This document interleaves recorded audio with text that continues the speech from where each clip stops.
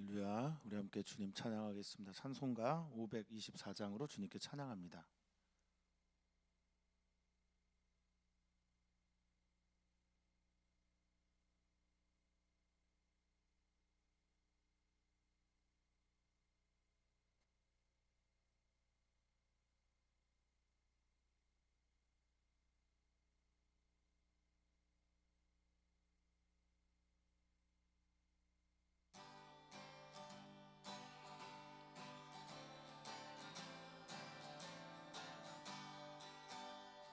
갈 길을 밝히 보이시니 주 앞에 빨리 나갑시다. 우리를 찾는 구주 예수 곧 오라시네. 죄악 벗은 우리 영혼은 기뻐 뛰며 주를 보겠네. 하늘에 계신 주 예수를 영원히 섬기리. 우리를 오라 하시는 말 기쁘게 듣고 즐겨하세. 구주를 믿기 지체 말고 속속히 나가세.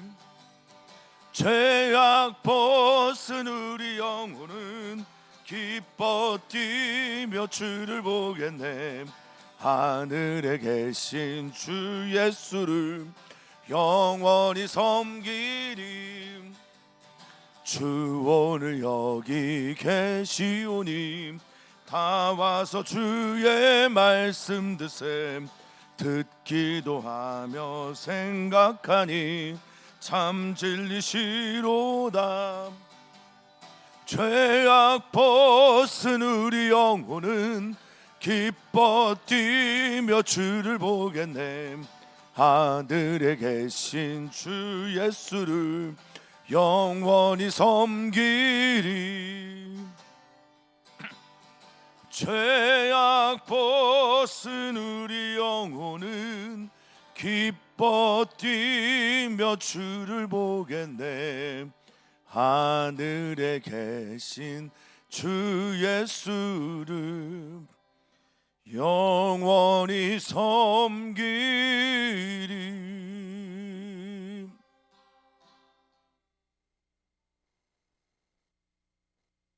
주님, 오늘이 은혜 받을 날이고 주님, 오늘이 주님의 생명을 경험하는 날이며 주님, 오늘이 주님의 말씀이 내게 들려와 들리는 그 말씀을 믿음으로 아멘하여 하나님께 영광을 돌리는 그날이 되게 해 주시옵소서. 오늘 이 아침 우리를 찾아와서 말씀하시는 주님의 음성이 오늘 우리에게 찾아온 영혼의 양식이 되어서 우리의 영혼의 근육을 단단히 하고 또 성장시키는 은혜의 말씀 자양분이 되게 해 주시옵소서. 감사함 예수님의 이름으로 기도하옵나이다. 아멘. 하나님 말씀 함께 봅니다. 하나님 말씀은 마가복음 2장 13절에서 22절까지 말씀입니다. 마가복음 2장 13절에서 22절까지 말씀입니다.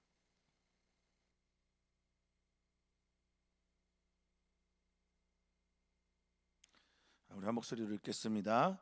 예수께서 다시 바닷가에 나가심에 큰 무리가 나왔거늘 예수께서 그들을 가르치시니라.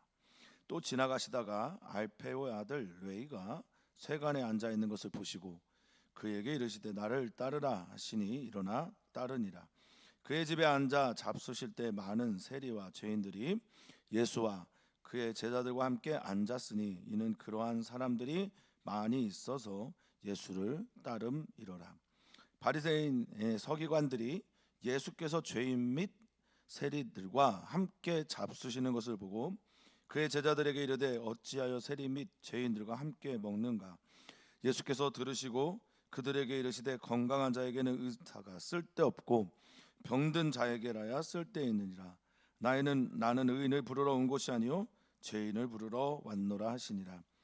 요한의 제자들과 바리새인들이 금식하고 있는지라. 사람들이 예수께 와서 말하되 요한의 제자들과 바리새인들의 제자들은 금식하는데 어찌하여 당신의 제자들은 금식하지 아니하나이까.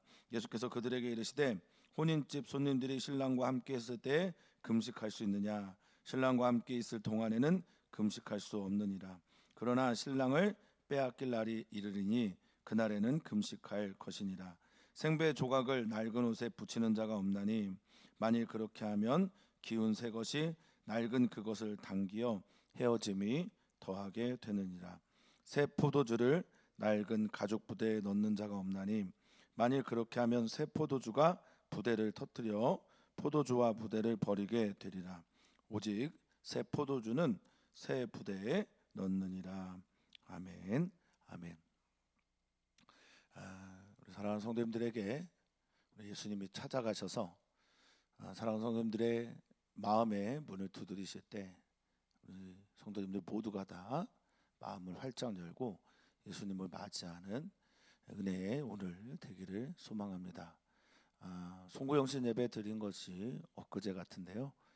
벌써 한 주가 마무리되는 금요일 주말을 우리는 맞이하고 있습니다. 작심삼일이라는 말, 뭐 3일 작심한 지 3일 만에 그 일을 이루지 못한다, 뭐 이런 말이기도 한데요. 그런데 저는 그 작심삼일이란 말로 우리 아이들, 또 자녀들에게 또는 교회의 우리 학생들에게 작심삼일은 작심한 지 3일 만에 내가 결심한 것을 포기한다라는 그런 의미가 아니라 3일마다 작심해야 된다, 그렇게 이해를 시켜주곤 합니다. 뭐 예를 들어 올해 공부를 잘한다, 공부를 열심히 하겠다면 그것을 3일마다 계속 작심해야 된다라고 저는 이해를 합니다. 새해가 좀 며칠이 더 지났어요. 우리 성도님들 혹시 설마겠지만 작심삼일 하고 계신 건 아닌지 모르겠어요. 제가 연말에 성경 좀 읽읍시다, 우리 성경을 좀 읽는 한 해가 됩시다, 이렇게 하고 송구영신 예배 때 우리 장로님들이 말씀해 주셔서 성경 읽기표를 이렇게 나눠드렸는데요. 올해는 정말 주님의 말씀을 좀 탐독하는, 그리고 깊이 묵상해서 예수님께서 우리에게 말 건네오는 정말 은혜의 시간이 되기를 축복하고 축원합니다. 말씀 가까이 하면서 말씀이 생생하게 우리 안에 들어오는 시간이 되기를 바라겠습니다. 말씀으로 오신 분이 누구냐? 예수님이시죠. 네, 오늘 말씀으로 오신 예수님이, 즉 다시 바꿔서 말하면 예수님이 말씀이 되셔서 우리에게 찾아오십니다. 성육신하신 그 예수님이 우리에게 찾아오실 때, 말씀으로 녹화하실 때 그분을 우리의 마음 깊이 모시어드리는 은혜의 날이 되기를 바라겠습니다. 13절입니다. 예수님께서 다시 바닷가에 나가셨다. 바닷가에서 제자들을 부르셨었죠. 베드로와 또 안드레와 요한, 야고보를 부르셨던 그곳, 그 바닷가에 다시 나가십니다. 이번에는 제자들을 부르러 나가신 것이 아니라 가르치러 나가셨습니다. 마가복음에 여러 중요한 단어들이 많이 등장하지만 마가복음에서 또 하나 제가 좀 주의 깊게 보는 단어 중에 하나는 다시입니다. 다시라는 단어가 마가복음에 꽤 많이 등장합니다. 특히 초기 사역에서는 그렇습니다. 했던 일을 또 반복하시는 거예요. 다시 하는 겁니다. 뭐 일상이 되어서 새로워진 게 뭐가 죄송합니다. 새해가 되어서 또 맞이하는 일상인데 새로운 게 뭐가 있느냐? 그렇습니다. 그렇지만 우리는 다시 하는 거예요. 다시 예배하고, 다시 일터 교회를 개척하고, 다시 자녀를 훈육하고, 다시 주님의 말씀 앞에 서는 거죠. 우리는 계속 반복하는 다시. 예수님도 그렇게 하셨던 것처럼 말입니다. 우리는 반복해서 다시 우리의 진정성을, 우리의 삶에 예수 그리스도를 향한 사랑과 또 하나님의 말씀이 하늘에서 이루어진 것처럼 뜻이 땅에서도 이루어지는 것에 대해서 나의 땅을 밟고 나의 땅에서 하나님의 뜻을 바라보면서 살아가는, 다시 사는 삶을 사는 거예요. 작심을 다시 하는 겁니다. 우리 사랑하는 성도님들, 예수님께서 다시 또 우리에게 찾아오실 때 그분을 막 깊이 만나는, 이전보다 더 깊이, 이전보다 더 가까이서 만나는 은혜가 있기를 바라겠습니다.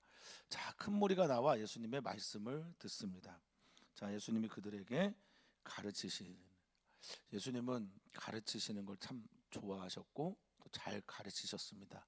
그런데 예수님의 가르치심은 언제나 가리킴, 지향이 분명했습니다. 예수님의 가르치심의 지향은 언제나 가리킴이었는데 그것은 하나님의 나라였습니다. 목사가 되어서 참 고민이 있죠.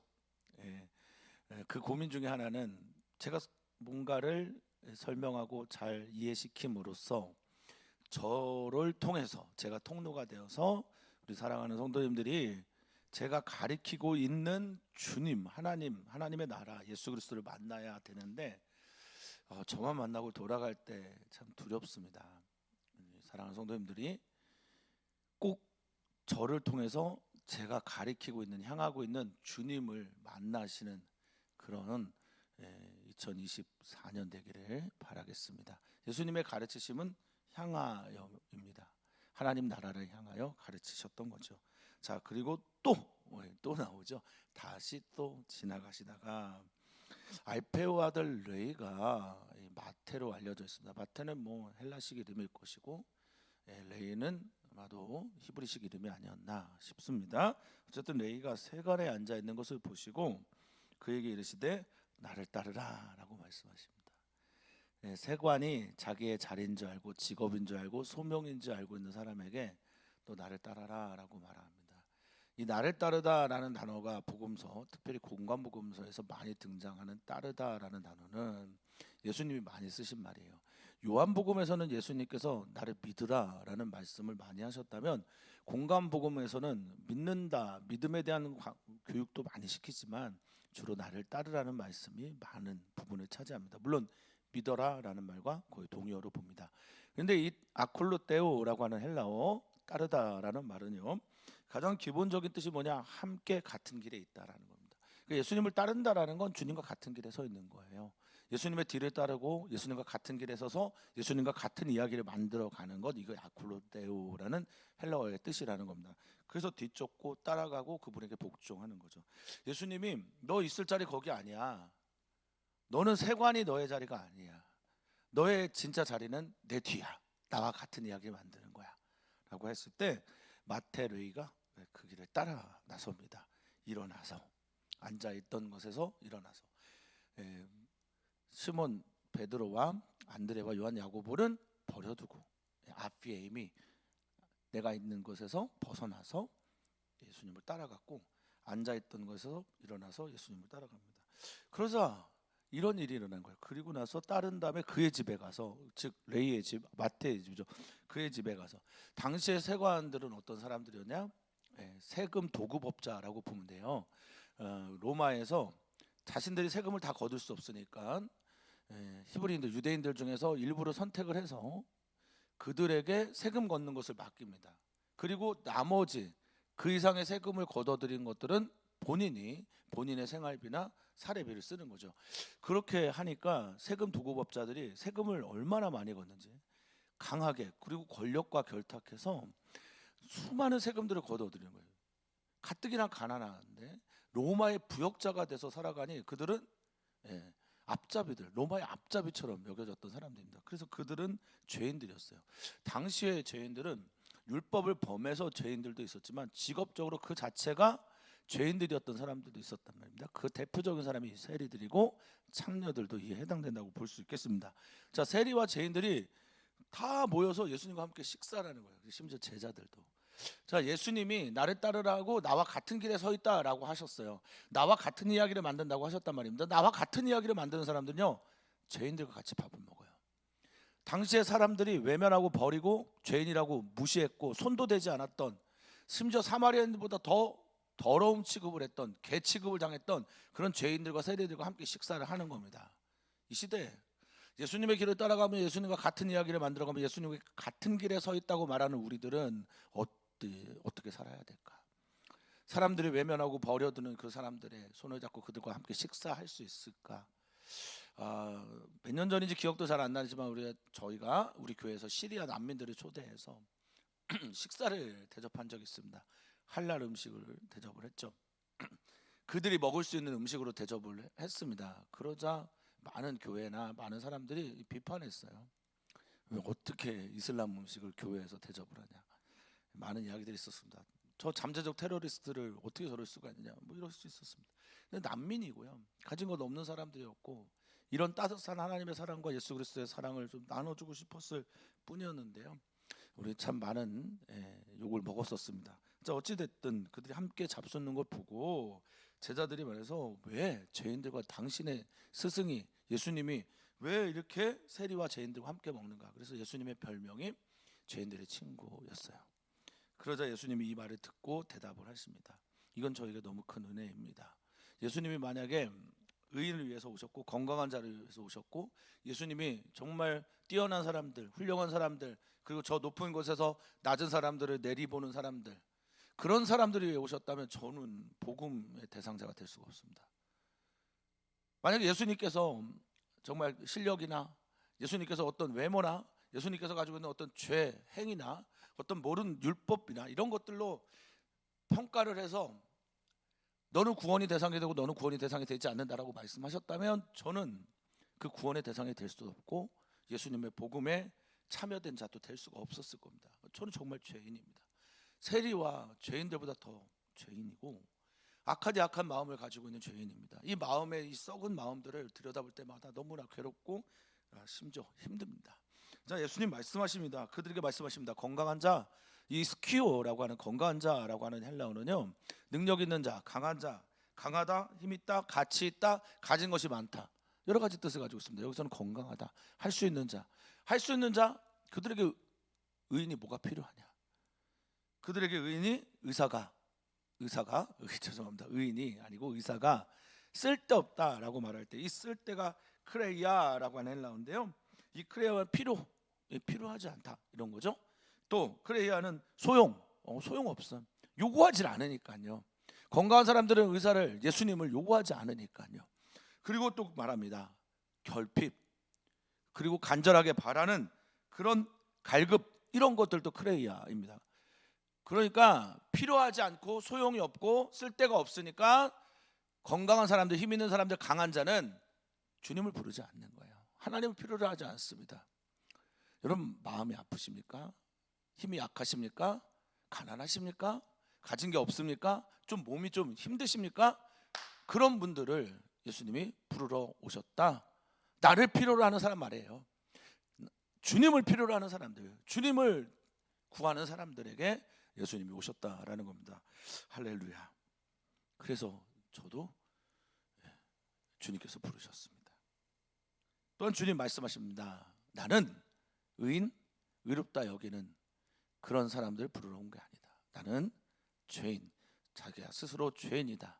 나는 한계가 있다. 하마르톨로스라고 하는, 나는 하말티아라고 하는, 하나님에게서 멀어졌고 하나님과의 관계가 끊어졌고 하나님 앞에서 죄인이고 세리이며 악한, 창기만도 못한 그런 사람이 나입니다라고 하는 사람을 부르러 왔다라는 겁니다.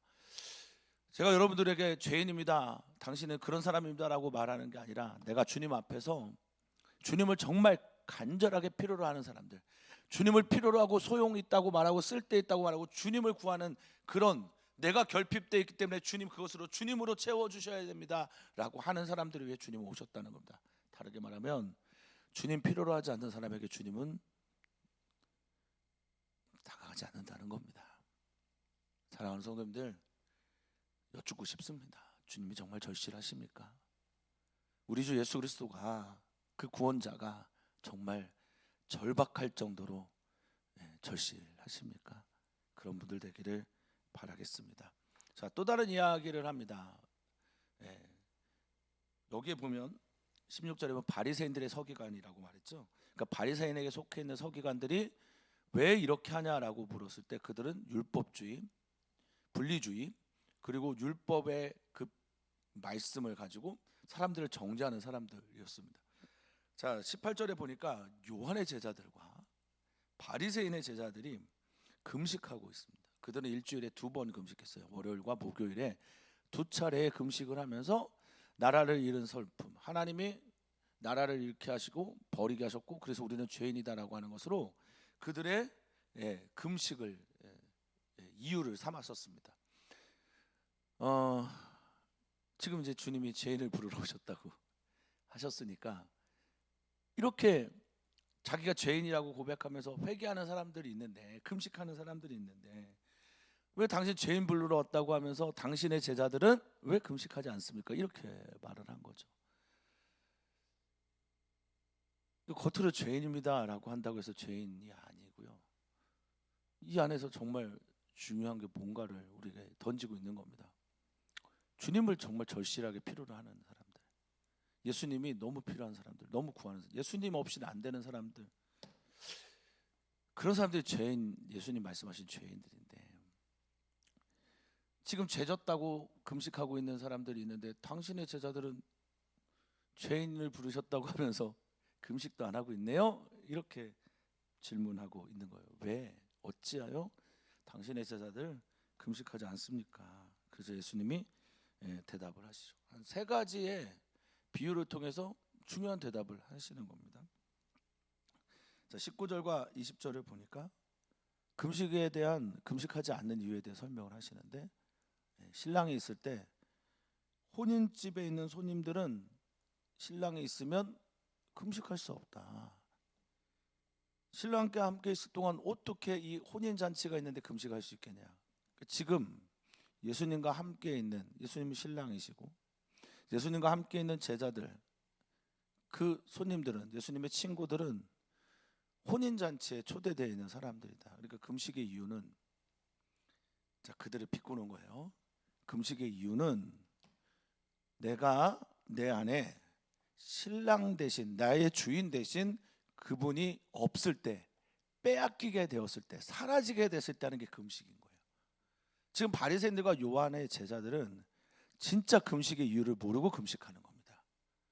나의 주님, 나의 신랑, 나의 사랑, 나의 전부이신 그분이 없어져야, 빼앗겨야 금식이 되는데, 여기 빼앗기다라는 헬라어가 아파이로라는 건데, 제거되다라는 거예요. 사라지게 되고 죽게 되다라는 거예요. 제거되었을 때, 즉 예수님이 십자가에 죽으셨을 때, 혹은 내가 예수님을 정말 사랑하는 마음이 없다라는 것을 깨달았을 때, 내 예배가 뜨겁지 않다라는 것을 느꼈을 때, 내 예배가 형식에 치우쳐 있고 가야만 한다라는 의무감에 사로잡혀서 그렇게 예배하게 될 때, 이때가 바로 금식할 때라는 겁니다. 예수님 그 말씀하고 계신 겁니다. 그러니까 저 요한의 제자들과 바리새인의 제자들이 금식하는 것은 나하고 하나님하고 상관없이 하는 금식이다라는 거죠. 자, 이게 첫 번째 중요한 메시지입니다. 자, 두 번째, 자, 내가 왔어. 예수님이 왔어요. 내가 왔어가 아니라 예수님이 오셨어요.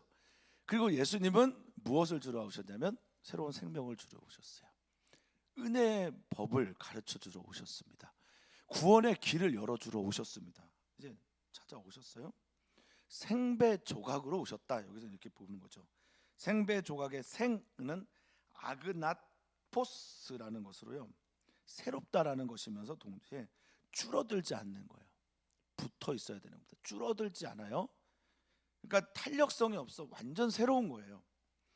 자, 이런 배, 이런 천 조각을 낡은 옷에, 팔라이오스라고 하는 건 옛 것, 예전 것, 율법이나 율법주의, 그리고 구약의 유대교 등을 말하는 거죠. 이렇게 율법주의로 하나님의 그 사랑의 율법을 완전 잘못 해석하고 있는 이들에게 이 생배 조각을 붙일 수가 없다. 만약에 그렇게 하면 이 기울어진 새 것이, 기운, 이 의미가 플레로마인데 충만한 거예요. 그러니까 이 새 생배 조각은 충만한 겁니다. 완전한 겁니다. 완전히 채워져 있는 하나님의 사랑으로 가득 차 있는 이 새 것이 낡은 그것을 다 당기는 거예요. 그러면 어떻게 됩니까? 헤어지고, 이 헤어짐이 더하고 심하다라고 말씀하고 있습니다. 예수님이 새로운 분이고, 예수님은 기운이, 그 새로움이 충만하신 분인데, 다른 어떤 낡은 것들과 이것들이 서로 당기게 되면 줄어들지 않으니까요, 다른 낡은 옷들이 다 헤어지는데, 이 헤어지다라고 하는 스키스마라고 하는 단어가 찢어지다, 분열하다, 불화되다, 완전히 찢어지고 분열되고 불화되는 겁니다. 그게 더하게 될 것이다, 더 많아지게 될 것이다, 더 커질 것이다 라고 말씀하십니다. 받아들일 준비가 안 됐어요. 혼인집에 신랑이 와 있는데 그 신랑을 받아들일 준비가 안 돼 있어요. 빼앗긴 다음에는 다른 거지만 준비가 안 돼 있어요. 새로운 주님이 오셨는데 낡은 방식으로, 옛 방식으로, 다시 말하면 제자들은 버려두고 쫓았단 말이에요. 레위는, 죄인들은 거기에 앉아 있던 곳에서 일어나서, 레위, 세리 마태는 일어나서 예수님을 쫓았어요. 그런데 지금 이 바리새인들은 자기가 가지고 있는 이것들을 그대로 고수하면서 새 것을 받아들인다고 한다는 거죠. 말도 안 되는 겁니다. 말이 될 수 없는 것을 하는 거죠. 만약에 그렇게 하려고 하면 새로운 생배 조각이 이 낡은 것들을 다 찢어버린다는 거예요. 분열시킨다는 겁니다. 자, 세 번째 비유를 합니다. 너무 잘 알고 계신 거죠. 사랑하는 성도님들이 새 포도주를 원하고 새로운 역사를, 새로운 환경들을 바라는데, 여기에서 이제 그래서 새라고 하는 새 포도주의 새로운 것은 네우스죠. 시간과 공간과 양의 변화, 그러니까 환경의 변화를 너무 원하는 거죠. 새 포도주를 낡은 가죽바도에 넣는 사람은 없다라는 거예요. 왜? 만일 그렇게 하면 새 포도주가 부대를, 이 새 포도주 싱싱하고 계속해서 분열을 일으키고, 분열이라고 하는 것은 이게 확장되고 또 늘어나는 거죠. 여기서 아까 분열이라고 하는 것은 이렇게 찢어지는 거지만, 지금의 분열은 새 포도주는 계속해서 성장, 이게 뭐라고 해야 되나요? 성숙화되면서 계속해서 이것들을 커지게 만드는 겁니다. 그럼 이제 부대가 감당할 수 없어요. 낡은 가죽 부대는 감당할 수 없어요. 이 말입니다. 새로운 주님, 새로운 구세주, 하나님께서 보내준 구원자 예수 그리스도가 오셨는데 전부 다 옛 방식으로 낡은 가죽 부대를 가지고 새 포도주 대신 예수님을 받아들이려고 하는 거예요. 자, 오직 이 부대 버리지 않으려면, 이 부대 레그니미라고 해서 버리다라는 헬라어는 부서지다, 깨뜨리다, 완전히 찢어지다, 이거 안 하려면은 너희는 새 부대로 준비돼야 된다라는 겁니다. 새 포도주가 준비되어 있는데 여기는 네오스예요. 포도주인데 네오스, 새로운 포도주인데 네오스, 시간과 양과 환경, 완전히 그러려면 이 이 가죽 부대는 새로운 것이 되는데, 이 새롭다는 카이노스입니다. 카이노스, 새롭다라는 건 질이 변화되는 거예요. 그러니까 나란 존재가 변화되어서 주님에게 완전히 개방되어 있어야 됩니다. 나를 다 내려놓고 나는 죽었습니다. 내 신을 벗었습니다. 나는 완전히 주님께 속해 있습니다. 난 다 내려놨습니다. 주님 들어오십시오.